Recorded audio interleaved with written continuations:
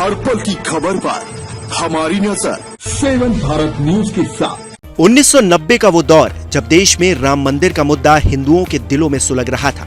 लाल कृष्ण आडवाणी रथ यात्रा कर रहे थे। मंदिर के आंदोलन में लाखों लोग जुड़ चुके थे।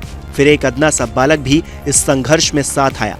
नाम था अजय सिंह बिष्ट। उम्र करीब 17-18 साल रही होगी जब एक कार्यक्रम में अजय की मुलाकात गोरखपुर धाम के महंत अवैद्यनाथ से हुई और इस एक मुलाकात ने दशकों आगे की राजनीतिक पटकथा भी लिख डाली, जिसका आभास शायद खुद अवैद्यनाथ को नहीं होगा।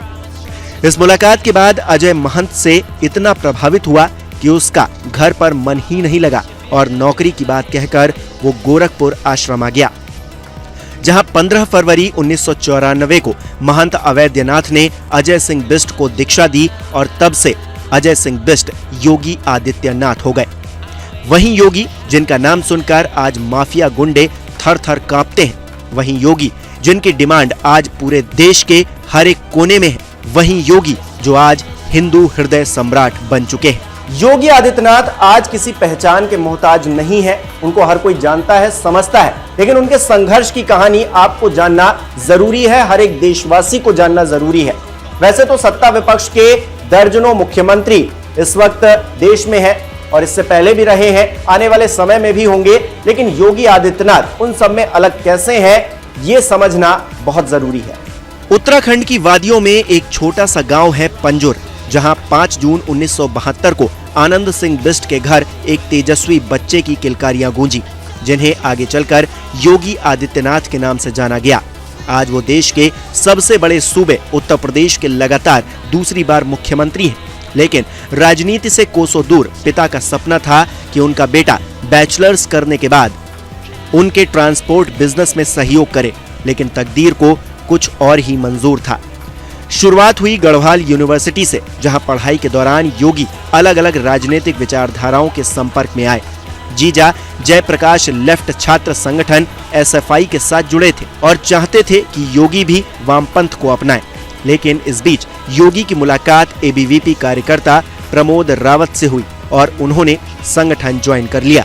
योगी आदित्यनाथ से जुड़ा एक किस्सा जिसने उन्हें एक एंग्री यंग मैन का खिताब दिया, वो मार्च 1994 में हुआ, जब गोरखपुर के गोलघर बाजार में इंटर कॉलेज के कुछ छात्र कपड़ा खरीदने गए। यहाँ विवाद होने पर दुकानदार ने छात्रों पर रिवॉल्वर तान दी। लड़के भाग गए, जिसके बाद युवा सन्यासी योगी के साथ 50 से ज्यादा लड़कों ने गोरखपुर SSP आवास के साथ पूरे जिले में प्रदर्शन किया, दुकानदार को गिरफ्तार करने की मांग बुलंद की और इस एक घटना ने योगी को गोरखपुर यूनिवर्सिटी के छात्र नेताओं के बीच एंग्री यंग मैन के तौर पर स्थापित किया। योगी का कारवां आगे बढ़ा तो राम मंदिर आंदोलन में उन्होंने भाग लिया, जिसने उन्हें एक अलग पहचान दी। फिर मठ का सफर, जहां 1998 में महंत अवैद्यनाथ ने योगी को राजनीतिक उत्तराधिकारी घोषित किया, लेकिन अगले ही साल कुछ ऐसा हुआ जिसने योगी की एक नई छवि को गढ़ा। 1998 का वो एक ऐसा दौर था जब योगी आदित्यनाथ की लोकप्रियता लगातार बढ़ती जा रही थी। गोरखपुर उन्हें जान रहा था, समझ रहा था। 1998 के बाद लगातार दूसरी बार 1999 में उन्होंने गोरखपुर से सांसदी का चुनाव जीता और इस बीच ऐसी कई घटनाएं हुई जिन्होंने योगी आदित्यनाथ की छवि को और ज्यादा मजबूत करने का काम किया और धीरे धीरे वो हिंदू हृदय सम्राट कैसे बन गए, आगे की कहानी में हम आपको बताते हैं। 1999 में महाराजगंज के पंचरुखिया में एक गोलीकांड होता है, जिसमें सपा नेता तलत अजीत के गनर सत्य प्रकाश यादव की मौत हो जाती है। इस मामले में आरोप योगी आदित्यनाथ पर भी लगते हैं। उस वक्त यूपी में कल्याण सिंह की सरकार थी। सरकार की तरफ से CBCID जांच करती है और योगी को क्लीन चिट दे देती है। फिर 3 साल बाद 2002 में मोहन मुंडेरा कांड होता है, जिसमें एक लड़की के कथित रेप को मुद्दा बनाकर 47 मुसलमानों का घर खाक कर दिया जाता है। इस घटना पर भी आरोप योगी आदित्यनाथ पर ही लगते हैं।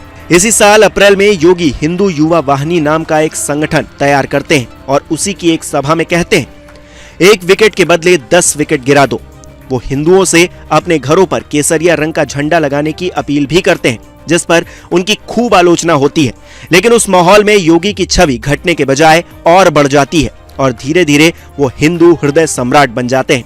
लेकिन एक वक्त ऐसा आता है जब कट्टर हिंदूवादी नेता की छवि रखने वाले योगी आदित्यनाथ संसद में रो पड़ते हैं। संरक्षण दे पाएगा या नहीं दे पाएगा? You are a very honorable अगर member सदन of the महोदय House. मुझे संरक्षण नहीं दे सकता है अच्छा। तो मैं आज ही सदन को छोड़ करके वापस जाना चाहता हूं। यो छोड़िए सब। मैंने कोई महत्व नहीं रखता महोदय, मैंने अपने जीवन से संन्यास लिया है अपने समाज के लिए। मैंने अपने परिवार को छोड़ा है, मैंने अपने माँ बाप को छोड़ा है, लेकिन आज मुझे अपराधी बनाया जा रहा है महोदय। ये बात 2006 की है, जब यूपी में मुलायम सिंह यादव की सरकार थी। योगी गोरखपुर से सांसद थे। दो समुदायों में झड़प के बाद माहौल गर्म था कि तभी गोरखपुर जाते वक्त पुलिस ने शांति भंग के आरोप में योगी को गिरफ्तार कर लिया। गिरफ्तारी के बाद समर्थकों ने जमकर हंगामा काटा, फिर भी उन्हें 11 दिन जेल में काटने पड़े। इसी बात को बताते हुए योगी संसद में भावुक हो जाते हैं। कहा जाता है कि मुख्तार के इशारे पर मुलायम सिंह सरकार ने योगी के खिलाफ ये कार्रवाई की थी। जिस मुख्तार ने योगी के आंखों में आंसू दिए, उस माफिया को योगी ने मिट्टी में मिला दिया। न सिर्फ मुख्तार, योगी ने अपने शासन में सैकड़ों ऐसे बाहुबलियों की कमर तोड़ दी जो समाज के लिए नासूर बन चुके थे। बाबा के राज में बुलडोज। हमारे चैनल 7 भारत न्यूज को लाइक करें, सब्सक्राइब करें, शेयर करें, बेल आइकन प्रेस करना ना भूलें।